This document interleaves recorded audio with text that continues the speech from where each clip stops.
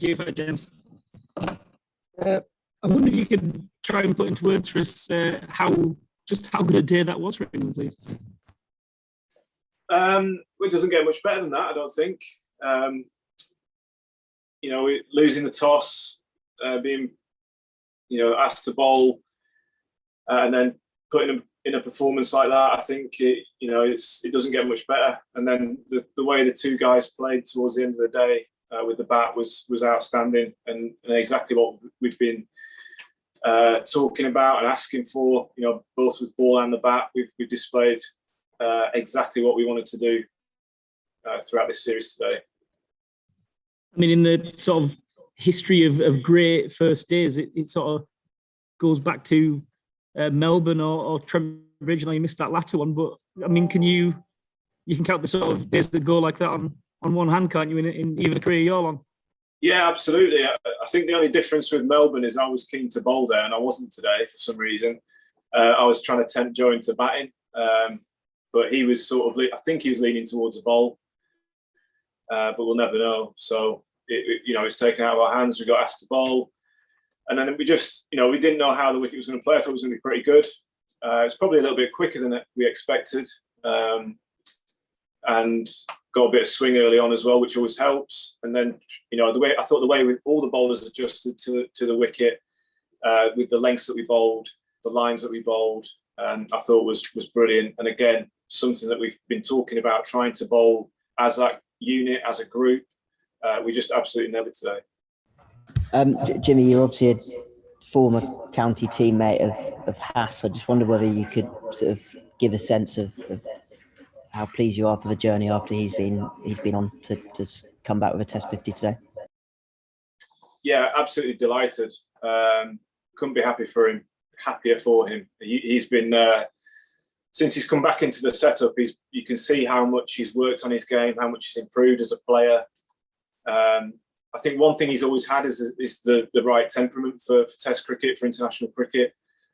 We saw that today in bucket loads. He was calm, he was measured. He had a game plan which he executed brilliantly. So yeah, to see him play that way is something that we're not surprised by, because we've seen the way he's played for Notts, the last couple of seasons, and the way he's played when he's been around this group the last few months has been outstanding. So everyone's absolutely delighted for him. That opening partnership generally provides real stability, doesn't it? It's one thing bowling them out, but the batters have backed it up as well. Yeah, and definitely, something when you bowl someone out for less than 100, you're never quite sure whether you've bowled well or the wicket's actually not as good as you think it might be. So to see both sides bat on it, and to see the way they both went about their business today, just felt so calm. Like in the dressing room, just felt really calm. And just seeing them, the way they were, just so measured about the way they went about it. They were solid in defence. They left well, and then they put away the bad ball when they got one. I just thought it was brilliant Test match batting. Hi, Jamie. Well bowled. Is there anything that you do differently nowadays, personally, to what you did earlier in your career? So I think a couple of years ago, you talked about maybe dabbling in a vegan diet to keep you going longer. If not that, is there anything that you're doing at the moment to keep yourself performing at the level you are? No, not really. I think certain things have changed. I think as I've got older, I feel like I've got to work that little bit harder in the gym. I feel like I bowl less in practice and nets, and try and save it for when it matters in the middle. Apart from doing sort of bits of technical work.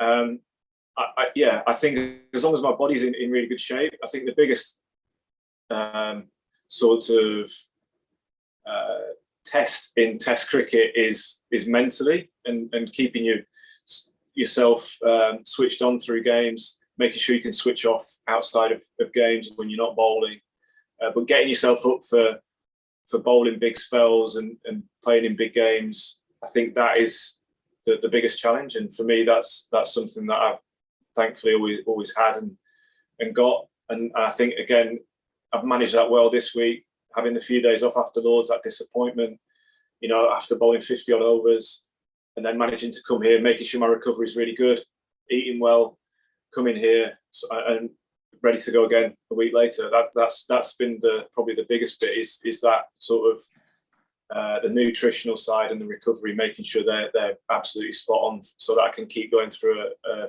tough series.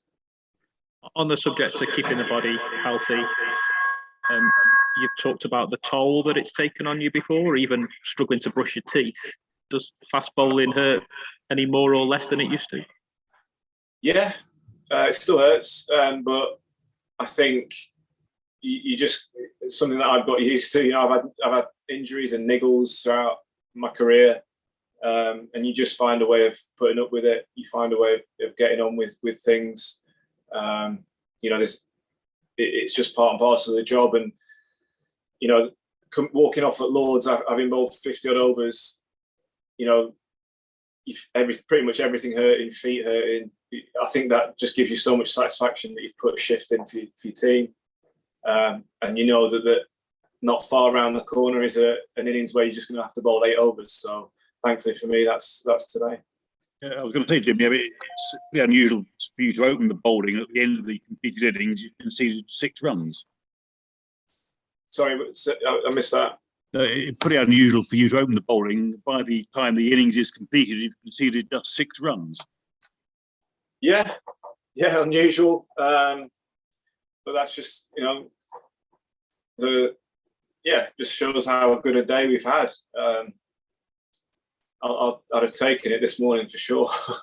I think Joe wanted me to bowl after lunch, which might have scuppered those figures, but I managed to talk him into bowling Craig from that end for a few more overs, which worked out for us. So just have to make the most of it while it lasts, to be honest. Because you know, as I said, these days don't come, or as has been said before by Rory, these days don't come around very often. So you've got to just be happy when they do. And the wicket of Cody, is that always extra special? Yeah, I think so. You know, I've talked about this before. You know, we've had some great battles over the years. He's a fantastic player and someone you want to keep quiet as a team, especially in a 5-match series. You know, if he gets going, then he can be very destructive. And I think the way we've bowled at him throughout this series has been really, really good. And we've just got to try and keep doing that. Try and keep him quiet as often as we can, because we know how. If he gets going, it could be a long series for us. Hi, Jimmy. Was there any discussion before the game about not getting involved in any sort of chit chat with the Indian players after what happened at Lords? Yeah, I think there was a bit of chat about that. Yeah, you know, we were just making a point of trying to focus on us and what we do well. I think that, you know, the first 3 or 4 days at Lords, I thought we played brilliantly. We didn't really get involved in too much discussion. Maybe until day three, and then after that, maybe it just at times did affect us a little bit, or as individuals a little bit. So I think we have made a conscious effort of trying to just focus on us, what we do well, try and ignore everything else, the outside noise or whatever there might be going on, and just make sure there's a real focus on what we do.